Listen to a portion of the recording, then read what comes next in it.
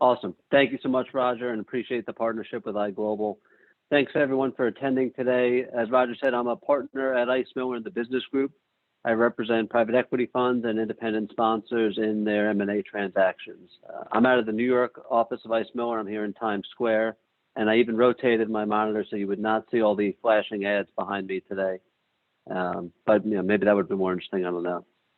But thanks everyone for joining. It's going to be a good panel talking about how independent sponsors view their LP relationships. And I'm just going to give 30, 45 seconds to each of the panelists to give a quick background about where they work, and then we'll get into the questions. So maybe I'll just start with Melanie, if you don't mind unmuting, and then you can introduce yourself. Then we'll go around to Evan, Neil, and David. Sure. Thanks, Chase. Thanks, Roger. And thank you, iGlobal and ICE Miller for sponsoring this panel. My name is Melanie Santos Grant. I'm the founder, managing partner of Second Gen Partners. We're an independent sponsor investing in agribusiness, healthcare, and consumer services. Essentially, we're investing into the global opportunity of women in e-commerce, which is estimated to be a $300 billion opportunity. So we're very excited to be investing in this space.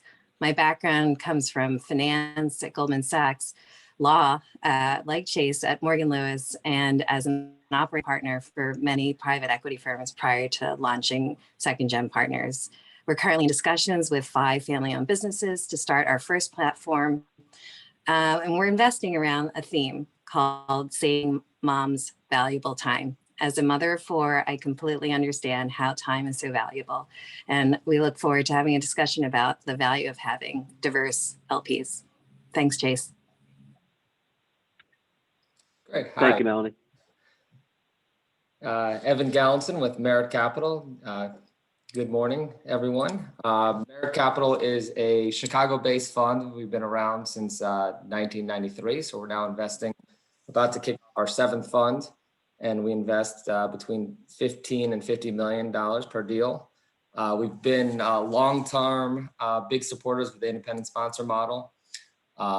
Historically, it's been about a third of our deals if you look back to 93, but if you look at our most recent funds, 13 of our last 16 deals have been with independent sponsors. So we believe this is a really good model. We really look for partnerships. We look for independent sponsors who are building either niches in certain industries like Melanie's talking about, or just have built good relationships with owners and entrepreneurs that we can partner with and help team with them and grow the businesses. So look forward to more discussions today. Great. Neil? Hey everyone, this is Neil. I'm Neil Bargava, partner with NB Group. We're an independent sponsor based in New York.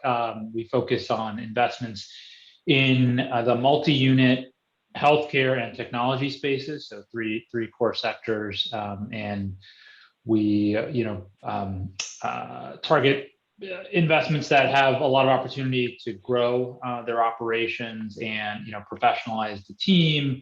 And just work to get them to the next level. So looking forward to sharing more as we go ahead.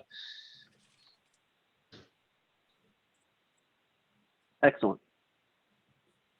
And David? Thanks, Chase. David Naiman, Wherewithal Partners, based here in Toronto, Canada. I am an independent sponsor, focused on service-based businesses, generally with a B2B orientation, companies of 1 million to 10 million plus of EBITDA. I focus in Canada and in the US.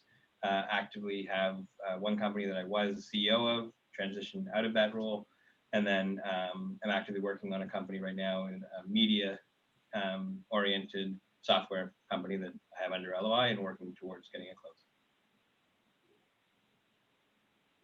Great. So thank the 4 of you. We're lucky to have 4 seasoned professionals in the deal world. We've got 3 independent sponsors, and Evan has the lucky role as the capital provider here. I'll let Evan chime in, throughout. Some of the questions are more weighted toward the independent sponsors, but let's start just thinking about it at a high level for whether it's an independent sponsor trying to get their first deal done or someone who has a few deals under their belt. Is it better to think about sourcing your LP capital with one anchor LP, or do you prefer having multiple LPs? And maybe I'll start with Melanie and we kind of talk about how you think about it and the pros and cons of both models. So from a practical side, it takes a lot of work to work with multiple capital providers, right? So it's a lot of managing a number of interests and other things that come along with multiple parties. But on a strategic and hopefully growth side, at least what we think about is having sort of a lead LP and then others who can bring some strategic value or a different perspective into our investor group. We're primarily working on lower middle market buyouts to build a platform. So as we think about executing across a number of different businesses to bring them onto the platform, we see the value of having multiple LPs because building platforms is not a new thing, but sometimes having different experiences is helpful. And Neil, at NB Group, how do you view your LP base and what you're trying to accomplish? Yeah, we've closed 4 deals and worked with a variety of capital providers spanning from mezz firms to family offices, co-investment groups, and other funded PE sponsors. So we've done deals a lot of different ways. I think ultimately, on this question of whether to use one versus multiple, 2 main considerations I take into mind. One is, kind of governance. I think if you are in a situation where you have one capital provider, typically they're going to want, typically not always, they're going to want, governance control of the investment. And, if that's something that's important to you as a sponsor, having more control over the deal, it's probably, going to be tough to get that if you just have a single source of capital. Whereas if you work with multiple providers, even just 2, you can have more of a ability to control the deal fully. So that's I think one consideration. And I think, as we think about growing our firm, we think there's probably a role for both, but we're moving more towards, probably working through syndicates for that reason. Syndicates just meaning more than one capital provider. But I think the other one is just, as Melanie was saying, efficiency and speed to close. If you have really strong alignment with a single provider and that they're bought into the deal, you might be able to move more quickly than working with other providers. But it's certainly a trade-off between influence over the deal and potentially how it works post-close. But those are the 2 things that I think about. David, I know you're in Toronto, but you have a U.S. investor base, and you would look to them for sourcing capital.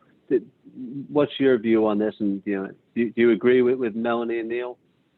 100%. I think so my background before I became an independent sponsor 7+ years ago, I worked in sponsor coverage at B of A in New York, and then worked at an institutional investment firm. So I worked at one of the Canadian pension funds up here, a place called OP Trust, across the spectrum. So I have a bunch of relationships, maybe more where Neil was going, across the institutional investor, family office, and other spectrum.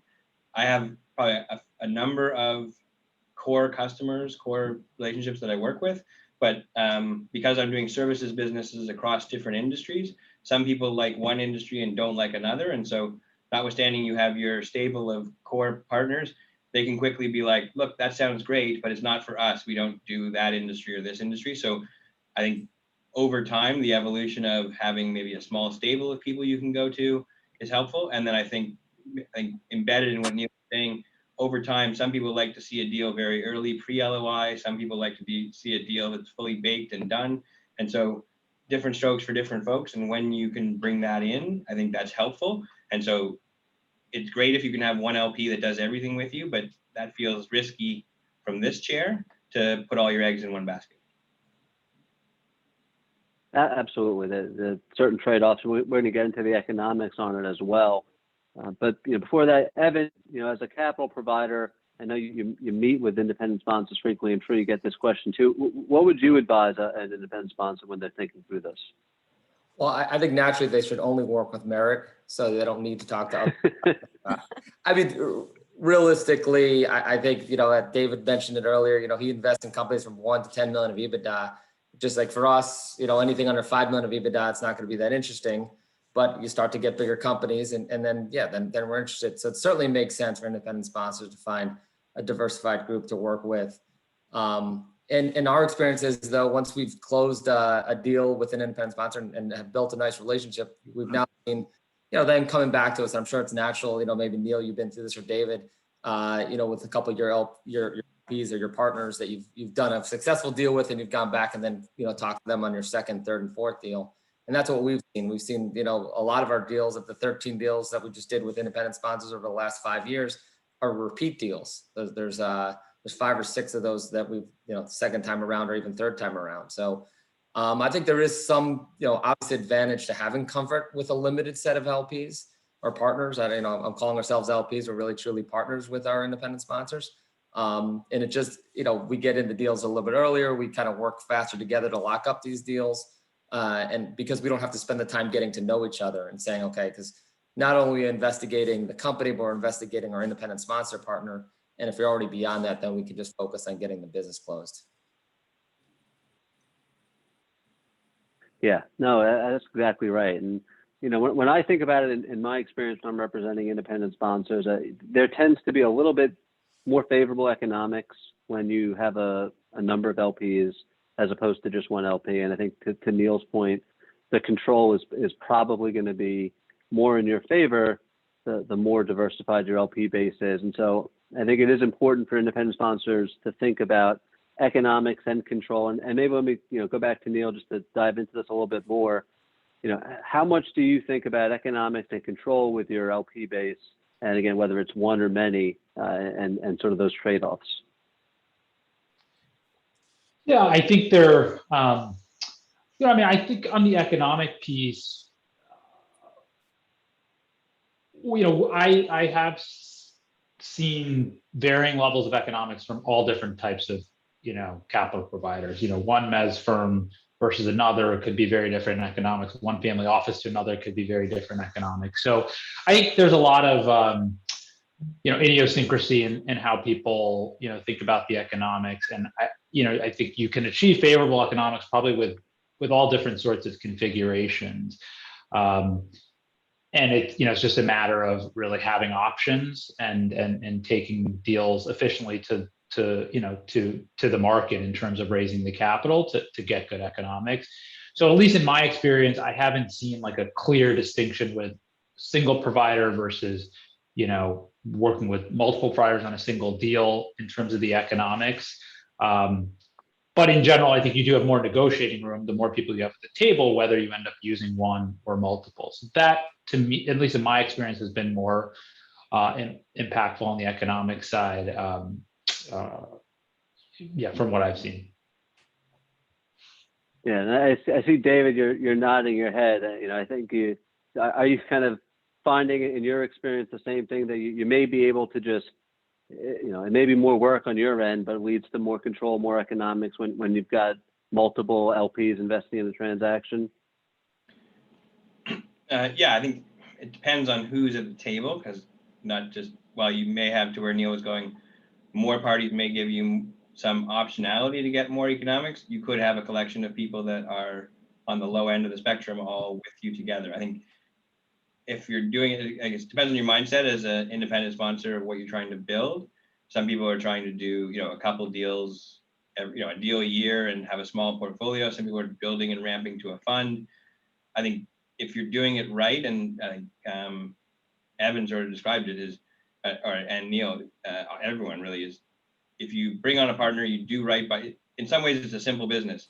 Raise the money, make money for your investors, rinse and repeat. And if you do a good job, there's longevity here. And so if you want to be myopic and try and get a really good deal on one deal, you may cut off your nose to spite your face, in that this is a long-term business. You're intending to do a few deals. And so getting a deal done under reasonable economics is much better than, being right and holding out for really good economics, but losing the deal. So it's a trade-off. Yeah, and I'll jump in here, Chase. I think you said it exactly right. Some of this really comes down to time management. I think we've seen some, what I would say, I guess, more sophisticated independent sponsors that have a little bit bigger groups that have the time to spend on not only doing the diligence for the deal, but also the capital raising. And frankly, some of those deals, yes, we've seen the economics being pushed higher than we're comfortable providing, because they're really working the networks, and I think they're bringing in a bunch of small groups and maintaining control and getting better economics. And obviously what we offer as a one LP solution is more surety of close, more surety of the capital being there, and just obviously also just less work for the independent sponsor, not have to manage the deal and then 5 or 10 different investors. But I do think it's a trade-off, because I think you're seeing the groups that are managing it maybe are getting a little bit better economics, as we're seeing. We're not necessarily closing those deals with groups that, like I said, are a little bit more sophisticated and have a little bit more bandwidth. Yeah, no, and I think a lot of the first time independent sponsors can get caught up in maybe stretching themselves too thin. And so exactly what you're saying. And the one LP solution can, when you're negotiating with a lender, a seller, and your LPs, and you're a small team, maybe even one or two people, you will get stretched pretty quickly. And so I do advise, especially newer independent sponsors, exactly what David said, get a deal done rather than, fighting for the best possible economics. But also, if you can save yourself some time, that's going to be important, especially with the last 2-3 weeks as you get towards the closing. Melanie, as we're talking about these economics control, and Evan brought up kind of where I want to go next, is weighing that against the either uncertainty of closing and also just inefficiency. So at Second Generation, how are you viewing this, and is this something that you spend a lot of time thinking about? So recently we've spoken with a couple of capital advisors, because I think what we've learned along the way is you can't always predict seller readiness all the time and what issues will come along. And I think my partner and I, we're really great at connecting with the sellers and understanding, why they've chosen our team or why they want to work with us. And that requires time and thoughtfulness. And as I've spoken with a number of institutional capital partners as well as family offices, they're sort of happy to just understand the deal. And they understand that most of our time is spent with the sellers.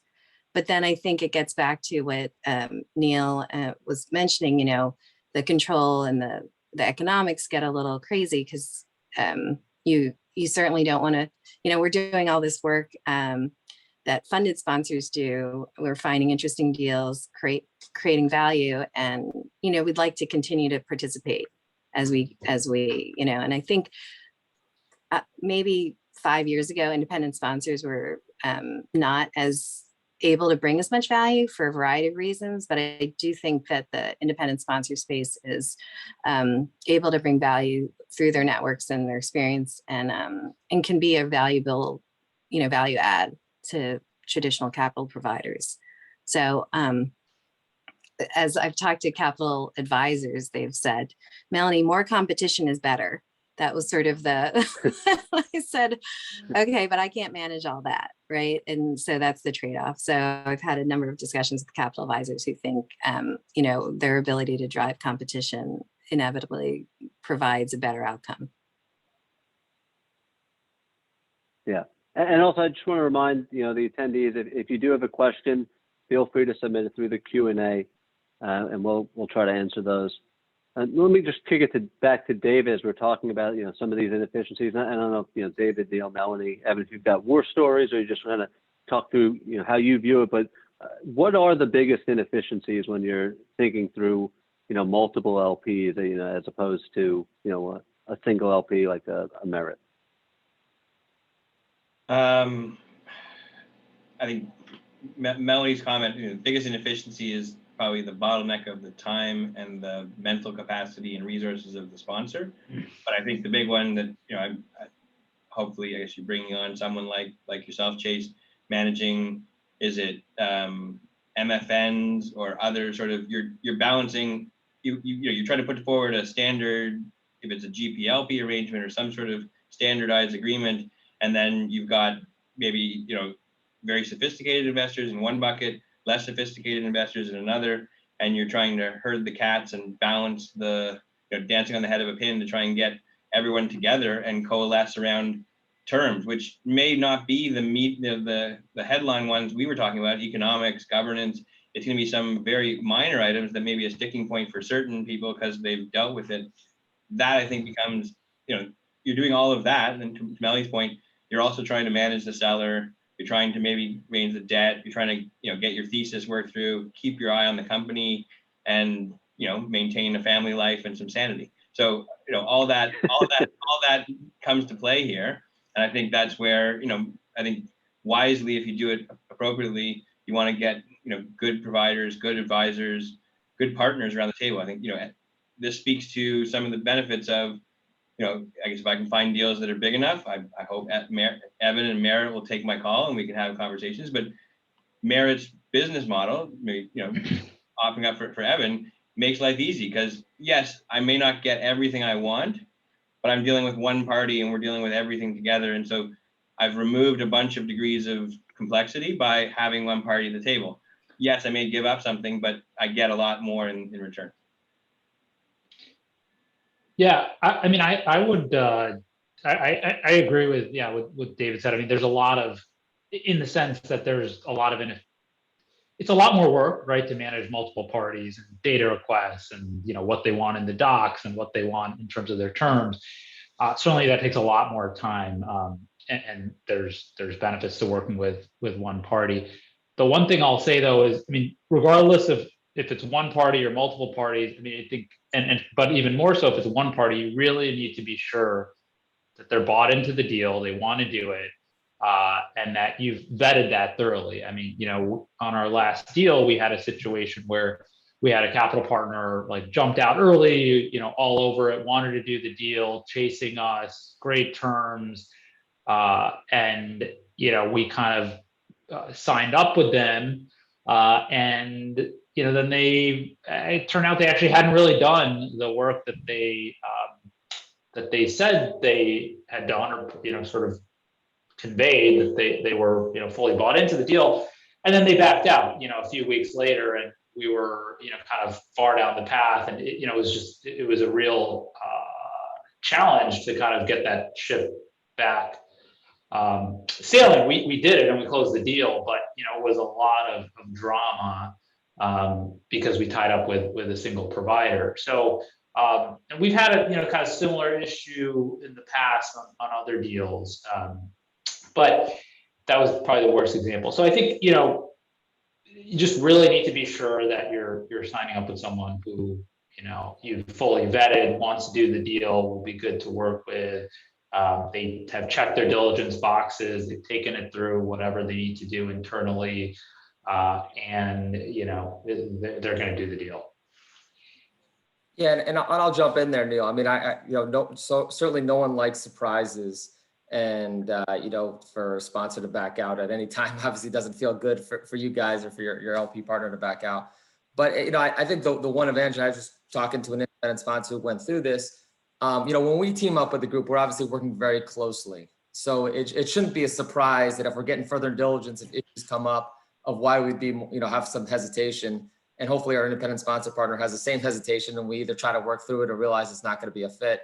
What this one independent sponsor was describing is they had a couple different investors, all relatively sizable, but the smallest one was a little bit less involved in diligence. And as they were getting really closer, along the way, working with those other couple groups, they were, I think like a couple weeks away from closing, the third group basically just backed out, and they were really surprised by it because they hadn't been working as closely with them, and they ended up with a relatively sizable hole, and they didn't get the deal done. The clock ran out on them by the time they tried to, get some additional capital providers. They just, the deal went away. So it's just the advantage of working with, once again, it's a little bit of a time bandwidth issue with, hey, you really want to stay on top, make sure, because Neil, you're right. You got to make sure these are your partner, whether it's one or three, are really committed to this deal all along the way. And when you're working with one group and we're talking every day and working through the deal, you shouldn't be too surprised if someone comes up with a negative reaction. But it's a little bit harder once again when you have other groups who are, are kind of more in the background and you're not able to track that. Evan, do you find that the independent sponsors come to you pretty quickly once there's a problem, or are they nervous? Are they, what's their reaction when they see something bad and they've got to talk to you about it? Yeah, no, I think we've had a really, we're very involved in the early part of diligence. Is once again, we're working closely with trying to figure out who our independent sponsor partner is and who the company is. So it's kind of obviously a dual track, especially the first time working with those groups. So no, we really have, you want to get bad news out as fast as you can.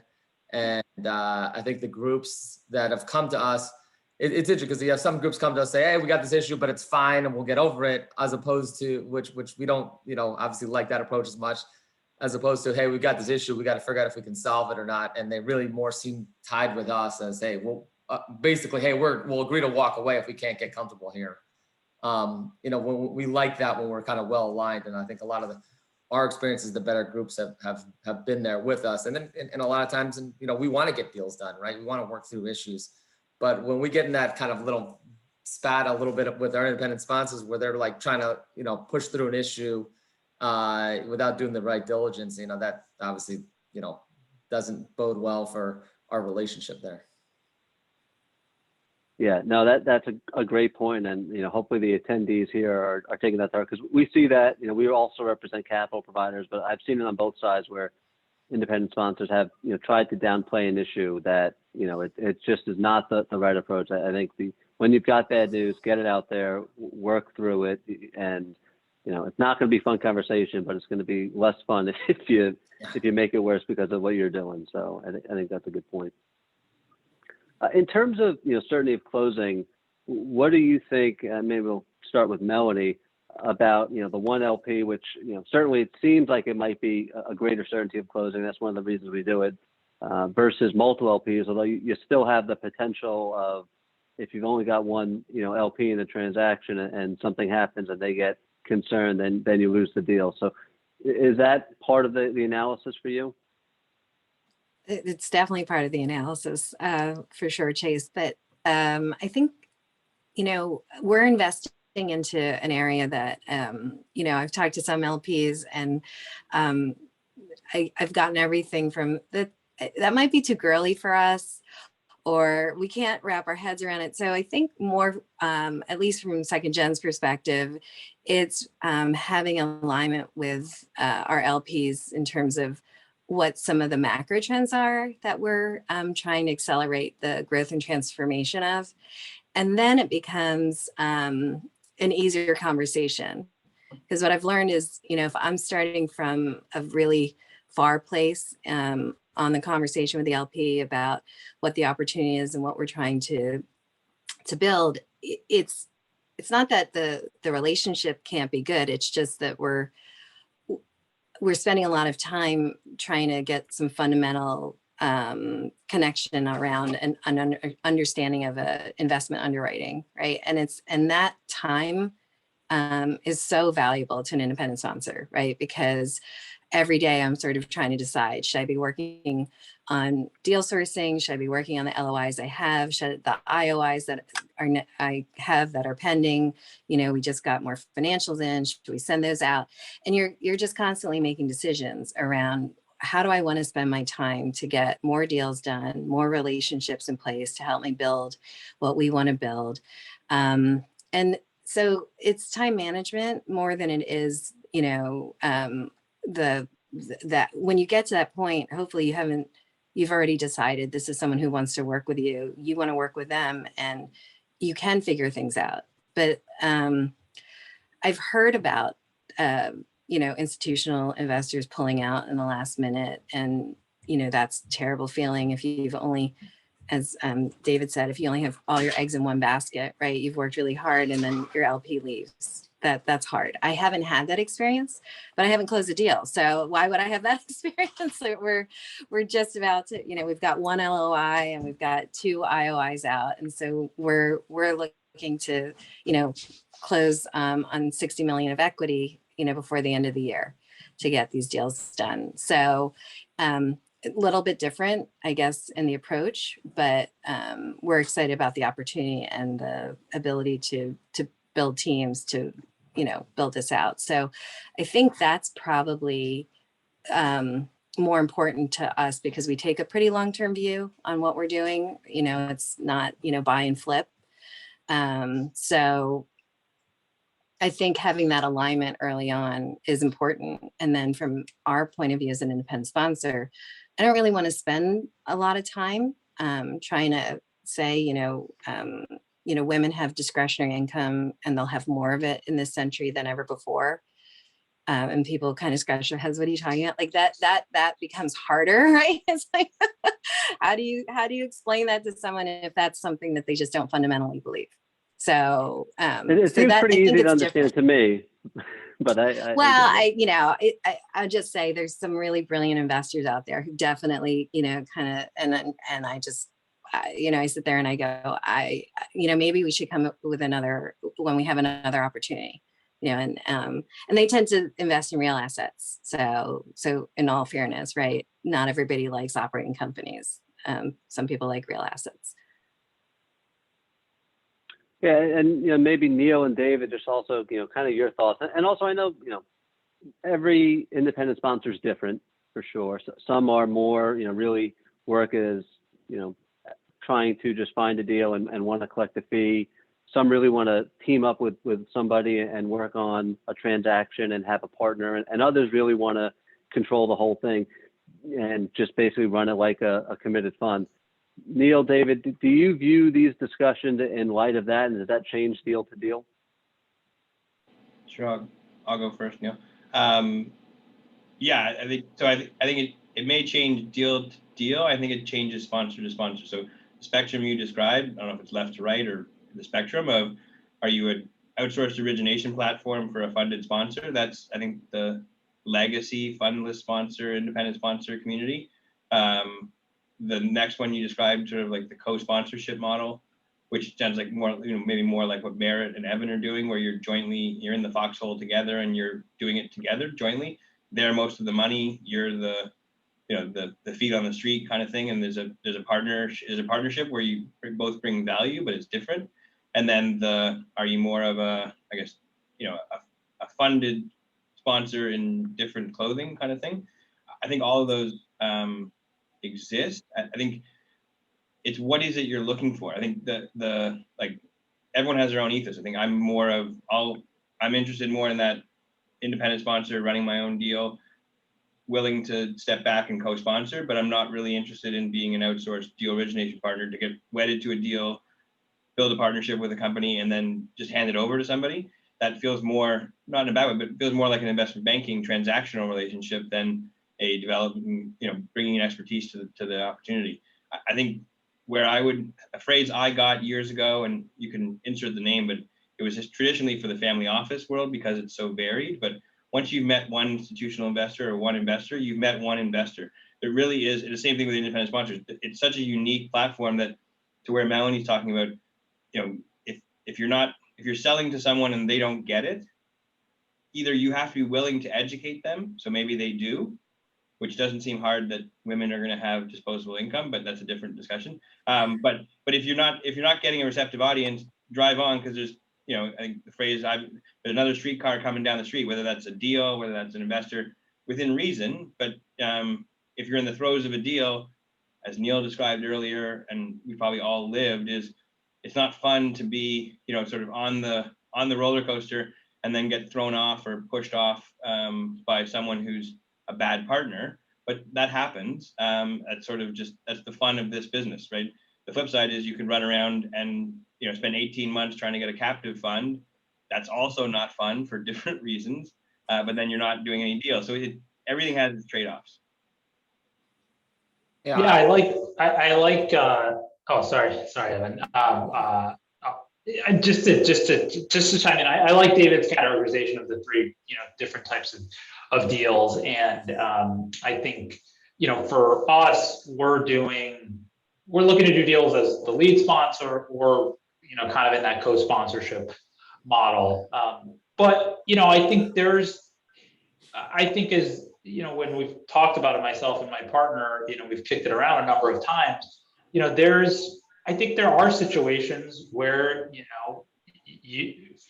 each one of those models kind of makes sense, right? You might find a deal that, it's a great deal, but maybe, and you've found your way into it, but maybe you don't have the expertise in that industry, or maybe, you've got a full plate and you just can't, there's a limit when you have a small team, which most independent sponsors do, and how many deals you can sort of really be lead sponsor on.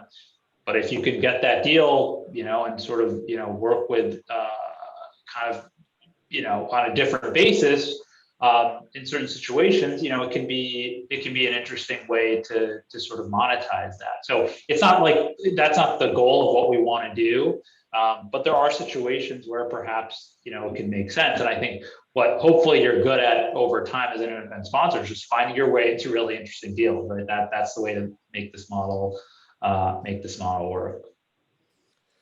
Yeah, and I was just going to say, exactly what David and Neil were saying. What's most important is the independent sponsor needs to be kind of honest with themselves and honest with their partner on what role they really do want to play. I've got an example. We did a deal, nice guy, had experience in the industry, and we knew our management team was a little bit weak in this case, and he had a good background to step in and help out if we needed it. And when push came to shove, and that's how he positioned himself for the deal. When we closed the deal, we got into a little bit, sideways with the management team. And we looked at him and said, hey, we need you to get down there and step up and get involved. And he just looked at us, I've got 8 boards that I'm on, and I just don't really have the time. And we're like, wait a minute, this is kind of really our thesis. You made it seem like you really wanted to lead the deal. And we were, obviously very disappointed. And fast forward, it's kind of similar, also knowing who your partner is from independent sponsors. When you're talking to your capital partners and your LPs, I got a call from a group that said, hey, I'm doing a reference check on this guy. What's your experience? And I said, hey, he's a really nice guy, but he's just going to be a board member. He's not going to be leading the deal for you. And the sponsor said to me, laughs, it's like, oh, we would never let him lead anyway. We barely want him to come to the board. I'm like, oh, okay, well then, I'm not sure if you're telling him that, but that probably does work in this case. You might just want to be upfront about it. So I think it's just, knowing what roles everyone's playing is key up front. Absolutely. And when I think about, how independent sponsors, when they get to the second, third, and fourth deal, I certainly work with clients who say, well, it's time for deal 2. Chase, take the last docs. We're going to use the same LP, just change the names and we're done.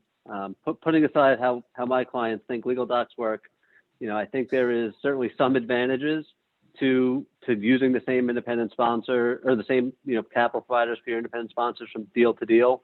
But then others really do think, I don't want to just be wedded to this one LP through 2, 3, 4 platforms. So maybe I'll start with David. Just, love to hear the group's thoughts on how you weigh kind of, hey, we've done deals before. We can use and leverage a lot of that experience and the precedent docs versus, having some diversity in your LP base across platforms. So I think it builds on the theme we've had, and maybe touching on Evan's last comment of, knowing who your partner is. I think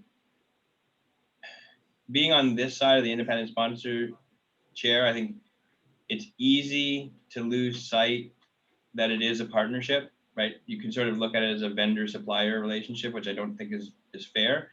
But when it comes down to it, partnership's a two-way street. And so if you're not finding that from the partners, then maybe you want to find other, you may have a great relationship. And so building an anchor tenant in your capital base that maybe helps to set some of the terms, is easy to work with. You have that trust, great, you can build from that. If it turns out that, you have investor in company A and they really know, it's a real estate industry deal, and then the next one's in retail or in health services or something, there isn't that congruency. I think sort of, maybe going the other way to something Melanie said, well, we're trying to sell and position ourselves to the capital provider that we bring some speciality and some knowledge and expertise. It goes the other way. And so you're gonna want to find that match and that combination so that you're supporting yourself. If you're very deep sort of in your sponsor focus and your thesis, that makes it easier because then you're just finding people that get what you do. If you're a little more broad, I think you end up with a different combination of who's at the table in various different items.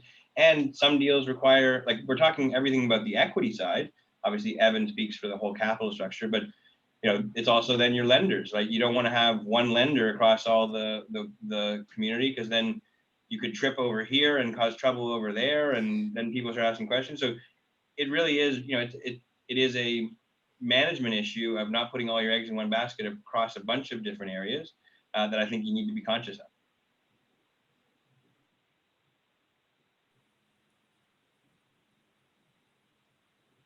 Yeah, I would basically say the same thing. I don't. It's unlikely that all deals work for one, capital provider. It's just, I've heard of situations though. We have these, anchor capital partners, and they're going to fund, all our deals. But I think it's very difficult to find that group. So it's great to have, people you've built relationships, done well by, that like working with you, and hopefully you can do multiple deals with them. But I think, it's not, every situation is really, unique. Everyone looks at deals differently. And so it's probably not, I feel it's unrealistic, to sort of work with the same one or two groups on every deal, unless, as David said, you're doing something like laser specific. I guess I'll add one interesting thing to that. We're working with a group that we've done 3 deals with them, and we've been in and out. So they've been successful deals. They've done well. And we just signed a 4th deal with them that we're trying to get closed. And their goals are just, they've done well as an independent sponsor, and they like the model. They want to keep it. They don't have any aspirations of raising a fund. So they keep coming back to us, and it is easier. But on the other hand, I'm working with another group we've done a couple deals with. They do want to raise their own fund. I mean, that's ultimately their goal. And I think they're thinking about, hey, we don't want to be known as, hey, we do every deal with this one group. And, is it, who's really leading the deal? I think they want to show, hey, we work with different people, and we're really the lead and get different experiences. So I think that is something to take into account, as much as, knowing what you want to do. If you want to be independent, or if you, ultimately want to raise a fund, it's something to consider. So I think building on Evan's comment, different investors, some are focused on the independent sponsor one-off single asset vehicle construct, and some people will help you bridge to a fund. So you're trying to seed longer term relationships. But I think maybe to the question or comment you mentioned before, Chase, of is it just plug and play legals, just take the old one, change the name, and move on? I'll defer to you for the real answer, but like, the punishment doesn't fit the crime. Like, the deal you structured for company A, even if they're in very similar business, the facts that are going to be different. And so all of a sudden, like, you can't just rinse and repeat. It's not that easy. Certain aspects probably are. And so maybe you get some scale benefits, and you're not running as much to ground, but you're probably going to have different investors at the table. They're going to have different wishes. The situation is going to be different. And, any benefit you think you're getting from rinse and repeat, my guess is you're probably creating, I defer to you, but you're creating more problems for yourself by trying to apply something that maybe doesn't fit, like apply a template, and the square peg doesn't fit in the round hole. Yeah, no, I mean, great points, and completely agree with Evan too, that whether you're thinking about ultimately building a fund should impact this question. But you're right, David. You do see, a lot of the times that some of the thorny issues that come up, and I'm sure we've all seen different, last minute battles between the independent sponsors and the LPs. You can at least get those out of the way by using the same people over and over again.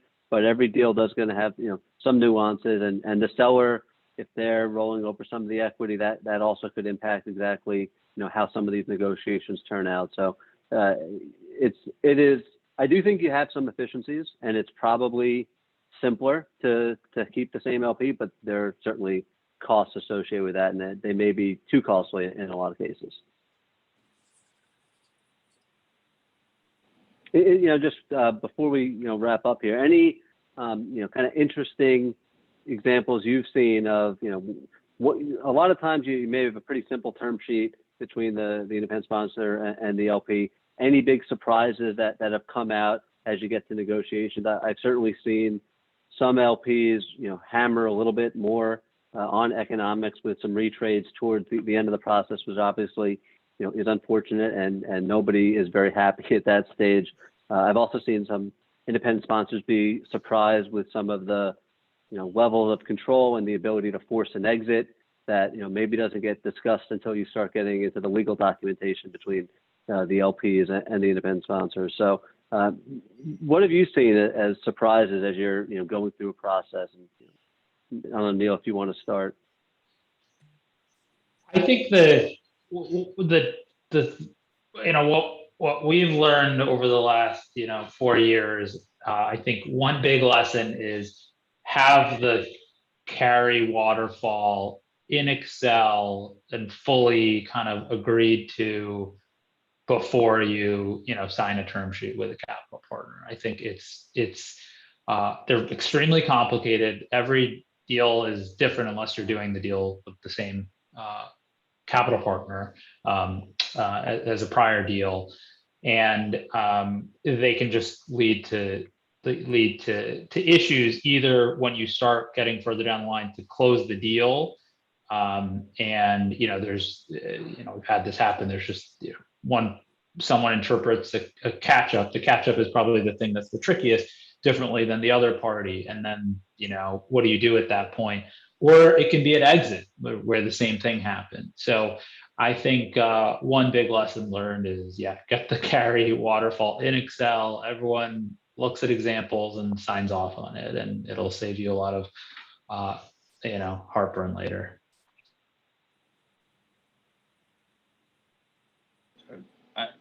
I think maybe more general comment is more almost expect the unexpected. It's not going to, I guess the phrase is, it's not the punch you see coming that knocks you out, it's the one you don't see. And so your LPs, your lenders, getting a deal done is hard. And so there's always going to be issues that come up. I think Evan described it. Some people throw their hands up when that happens, or you all dig in and try and find a middle ground to make it work. And so if you're committed to the deal and you have that alignment, I think it can work. But I think as the independent sponsor, it's almost incumbent on you to expect everything to go sideways until it doesn't, because a deal is not done. Like, keep the cork in the champagne. The deal is not done until it's done. And then you can celebrate when you're done. Quick 10-minute warning for everybody, and for the attendees, if there are any questions, please hit that Q&A dialog box and send them in. We have some time. Yeah, I agree with both Neil. I'll comment both, I guess, on what Neil said and what David said. I think first with David, definitely expect the unexpected. I know I was talking with an independent sponsor, and they were working with a family office, and they were getting close to closing, and all of a sudden they just backed out of the deal. And when he dug into it, the partner at the family office he was working with was not part of the family. But what literally happened is the family member walked in and said to the deal team, "Hey, you know what? I don't like this. I just decided I don't like this sector.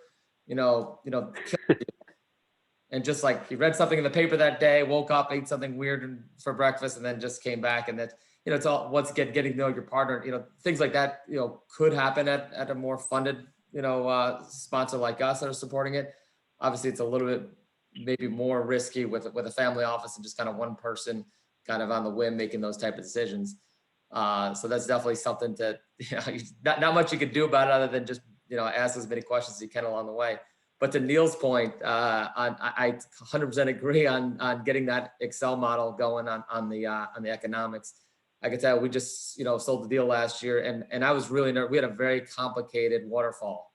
And I was, as here we are about to close the deal, and I'm a little bit nervous because independent sponsor said they were gonna take the first cut of the waterfall, and I was just like, oh man, I hope we are close on like what they think they're getting versus what we think we're giving them, and it was a little off on the first cut, but we kind of did agree to how we interpreted it, but it was the other thing I learned is try to keep these things as simple as possible. We made that one way too complicated and gave us a little heartache at the end. But it all worked out, fortunately. And I'll let Melanie answer too, but just before that, I see we do have some poll results just for those curious here. You should, hopefully everybody can see that, but for the people who voted, it does look like the majority of independent sponsors are preferring multiple LPs. A little bit of an agreement on whether or not there's a higher certainty of closing with one anchor LP, and then a strong view that it's worthwhile to diversify your LP base from deal to deal. So that, glad we got some poll results in. And again, if you got any questions, we still have a couple minutes, but now I'll let Melanie speak to what we were just discussing. On the poll, or just in the general topic of diversification or LP? Well, yeah, and just sort of things that you worry that might come up as you're getting into these negotiations with your LPs. I know this, you're starting to get ready to close your first deal. Any big surprises so far? With the negotiations with the LPs, my first deal, which unfortunately didn't close because the seller kind of had some concerns. Our institutional investor was really very supportive, and we made the waterfall simple. I thought, we took modest cuts along the way, but then if we hit a certain threshold, it sort of flipped to our team. And so I've found basically that finding deals where institutional sponsors can jump in, or institutional capital providers can jump in, is a kind of a better fit for where we're trying to build these businesses into. I've spoken with a number of family offices, and I've had a similar experience where, they're really, really interested, like really, really interested, really, really interested. And then they got to go on vacation and stuff comes up and it's just not the right time.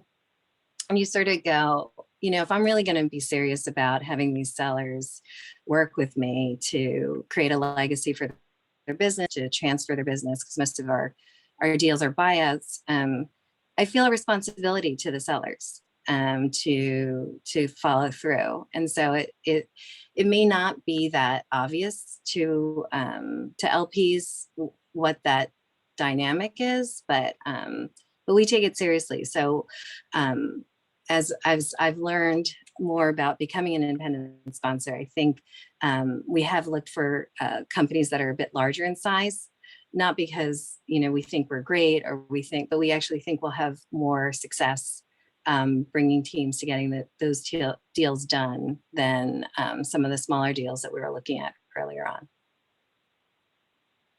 And I'm glad you brought up the sellers. I think that's sometimes forgotten, and it's a great point, Melanie, that especially, this is a small world and your reputation is very important, and you don't want to be stringing along a seller. And if you're trying to get them to trust you and become a partner, you've got to be upfront and open with them too. So it is important to keep in mind.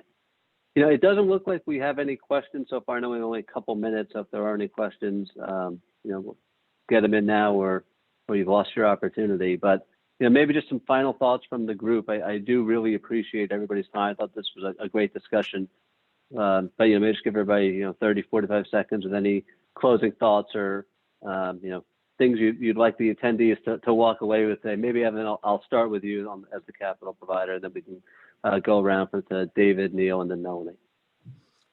Yeah, I mean, I'll just emphasize the theme once again in a lot of different areas of just kind of know who you are, know who your partner is really important, and knowing the roles, and because everyone wants certainty of close, and no one likes surprises. So I think just being open and honest along the way, and knowing, do I have the bandwidth to deal with multiple LPs, or am I really a group that, hey, I don't have the time to do that. Are you taking a little bit less economics? Maybe, but once again, it is, fortunately for independent sponsors, it's still a pretty competitive market. So if you are taking a little bit less with a one group solution like Merit, it's really, it's probably not that much less. And it does save you a lot of time. And once again, it's just being, honest with yourself as to, do you want to focus on making this investment the best investment, make sure we do the right diligence and spend the right time on that? Or do we want to, do everything and maximize our economics? And maybe some groups can do both. We haven't seen that a lot with small independent sponsors. We think they're better off focusing, but there are some groups that can pull it off. So I think once again, it's be true to yourself, know who you are, and I think you'll have better success that way.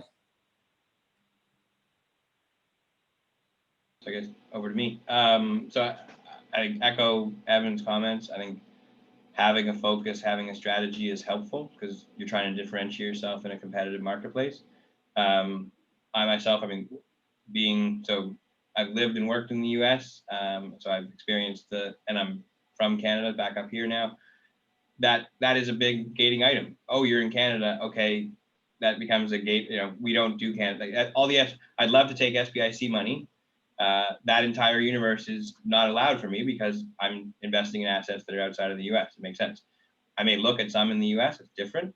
But that's, part of my gating discussion is first question, once you get through the pleasantries, is do you invest in Canadian assets? And it segments the population. I think knowing what you're going for, knowing what you're trying to build, I guess, I see it all the time with the sellers and entrepreneurs is they get to their pinnacle event and they're an overnight success, 25 years in the making.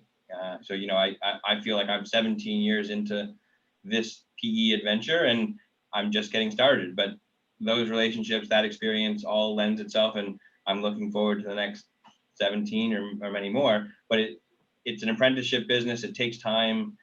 You're not, maybe you hit a home run on one deal, but this is a long-term multiple transaction kind of world. And so be patient. I'm not sure I always live by the advice I'm now giving, but I try really hard. But I think be patient and it should work out.